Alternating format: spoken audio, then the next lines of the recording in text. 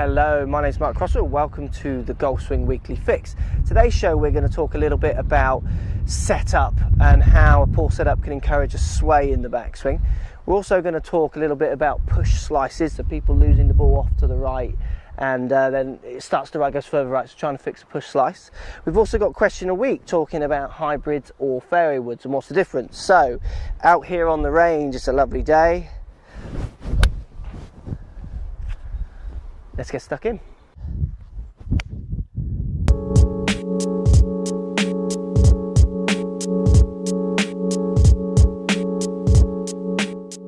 Right guys, got some swings sent through the apps here, and this is a common fault. See this amongst golfers all over the world and from loads of swings that I get sent through the apps, where we see real classic example here of two golfers swaying, so moving outside of their right foot on the backswing, really moving behind the ball.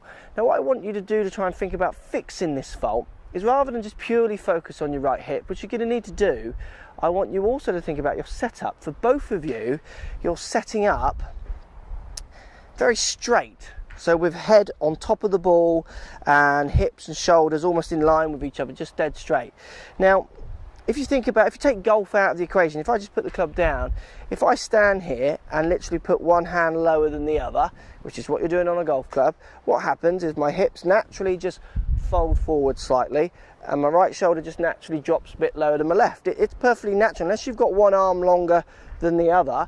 If I put one hand lower than the other just in front of me, I get this slight tilt forwards, and it's this tilt forwards, so this slight tilt more towards the target with your hips and back with your upper body, this kind of little bit of a movement forwards with your hips is what's going to allow you to really turn against your hips on the way back. So what happens is I'm going to start hips slightly forward, left ear on the ball, so my head's behind the ball, and then I'm going to turn against my right knee. If I start more with my legs almost just straight bent this way rather than having this right knee kicked in, head over the ball, as soon as I start turning, the natural way for me to go is for my hip just to kick out to my right here, your left on the screen. So you've got to start with this slight indentation down your right leg, right side, and then on the backswing you want to feel about turning into that right side to really get rid of the sway. You're never going to get rid of the sway if you're setting up in the position you're both setting up in, which is just very central. So look, simple drill.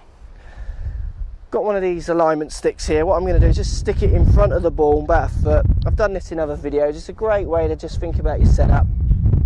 And what I'm going to do is straight out of the ground opposite the ball here, and I'm going to set up to my ball, but what I'm going to try and do is make sure my left ear and my head is behind this alignment cane.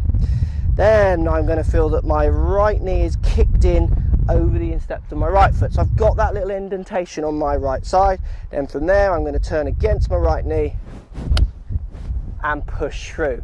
So that's instantly giving me the feel of getting rid of this sway. I mean, if you take it to extremes, if I was to stand this way, so really indentated on the right side, swaying now would be nearly impossible. It would be such a big movement to get there. So for you guys to fix your sway, get playing some better golf, you really want to think about improving that setup and then thinking about your sway swing thoughts. Hope that helps. Let me know how you get on.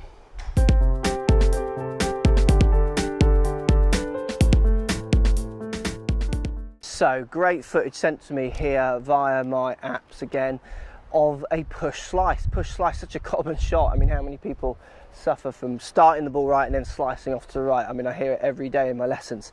So look, what's happening with this guy's swing, it's really interesting. It's so clear from the footage you can see where the ball's going.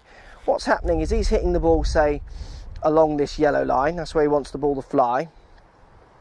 Then he's swinging along this yellow line. So he's actually applying the club to the ball on a relatively straight path to where he wants to hit the ball.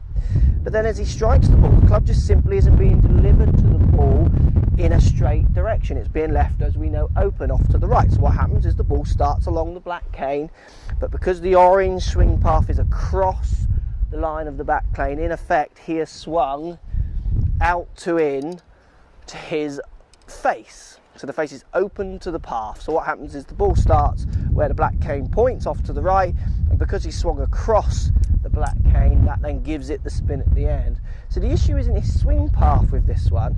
The issue is more that he's not controlling the club face.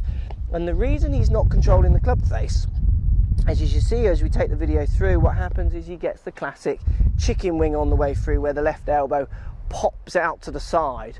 So that's a classic example of trying to lead more with your left elbow. So as he comes through, he's trying to lead with his left elbow, and that restricts any kind of rotation, any release as we know it, of the club face. So the club face is now going to work on its own angles, not in relationship to where your body is turning. So look, simple fix. For you guys suffering from push slices, this was really effective. I get loads of people to do this lessons, and it almost gives them an instant fix. If they can then sustain it and repeat it and hit balls with it, it's harder, but it's, as soon as they connect doing this fault, they stop the push slice. So what I want you to do is hit shot, just make a really slow half follow through and stop, and try and feel that your elbow is not outside of your body line. So you want to feel that your elbow is not tucked in, it's out in front of you, but it's not outside of your body line, it stays inside your body line. Then in turn we want your left hand going above your elbow. So basically as you come through, left hand is moving up, elbow staying in, and what that does is it naturally gets the face rotating, working with the way your body's working, so the face is staying much straighter through impact, not being left open, which is what happens when you get this separation with your elbow on the way through this chicken wing. So again, great way of hitting shots. It'll feel wrong, it'll feel awkward, it'll feel strange. Don't worry about that, because it's going to be different to what you're naturally doing. Set yourself up, don't try and hit any particular distance, just half follow through and try and keep your elbow inside your body line. If you do that, what you're going to find is that the club just naturally turns over. You don't need to feel any rotation with your hands, any flipping or flicking your arms over. All that'll do is, if you keep that connection on the way through your body, is the fact that you're turning your body will turn that face over, and the push slice will almost disappear. Hope that helps. Chicken wing, I've done it in other videos, I've used that drill before, it's a great drill, really works. Practice it, let me know how you get on.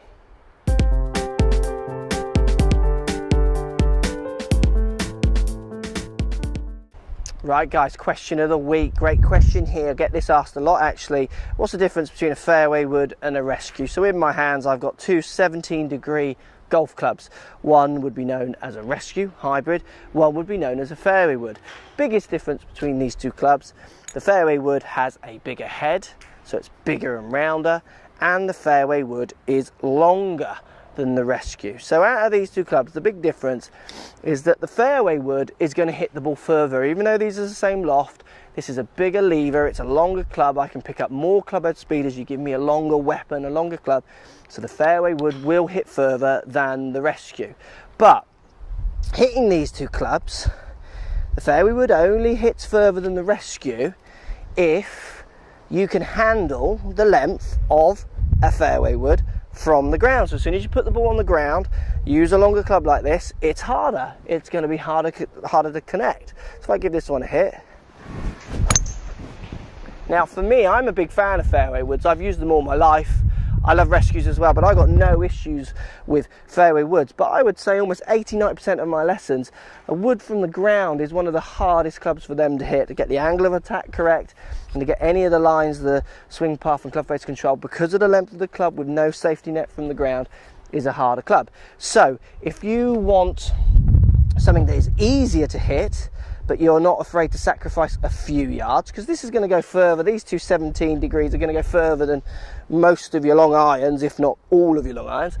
The rescue here, 17 degrees, the same loft as the fairway, because of the shorter shaft length, doesn't feel dissimilar to an iron. You can play it similar to a long iron, so feel like you're hitting down on the ball a bit more. This club is much easier to feel like you're going to get some lift, some launch and some control in its direction. So look, it's a bit of a, you need to get custom fit for them really. It's a bit of a question, there's no black and white answer for this. The fairway wood is longer than the rescue, even when they're the same length. The fairway wood will hit further on paper, that's the theory. But if you can't hit a fairway wood from the ground, so your quality of strike isn't very good, which will make the ball go offline and lose distance, and you simply don't feel comfortable with it, then the rescue as a whole, on an average of 10 shots, will go further because you're simply going to hit it better. So really, in answer to your question, fairway wood's going to go a little bit further than the rescue, but not if you can't cope with it from the fairway. So the big answer here, if you're looking to get in one of these, and in the question I think you say you can only get one of them, go and get fitted. If you're going to spend any decent amount of money, get fitted. See if you can actually handle the fairway wood from the ground and see if it gives you the distance you require. If the Rescue gives you all the distance you require and lower lofted like a 17, then stick with the easier one. Why not? Always stick with the easier option. That gives you a little brief idea of what's the difference between a fairway wood and a Rescue. Predominantly length, and then ease of hit or difficultness of hit between that length. Let me know how you get on. Post a comment, let me know which one you end up with. I'd love to know. Thanks for watching. So if you like what's going on here, don't be afraid to subscribe to the channel. Also thumbs up the video, post comments. Love to hear what you guys got to say. Let's keep it social. The more we talk, the more we share, the easier this game will get for everybody. So if you want to find me on Facebook here, you can find me on Facebook. If you want to tweet me, find me on Twitter here as well. Just follow the links, all in the description. Come and join the show. Get active, get involved, get playing some better golf. Thanks for watching.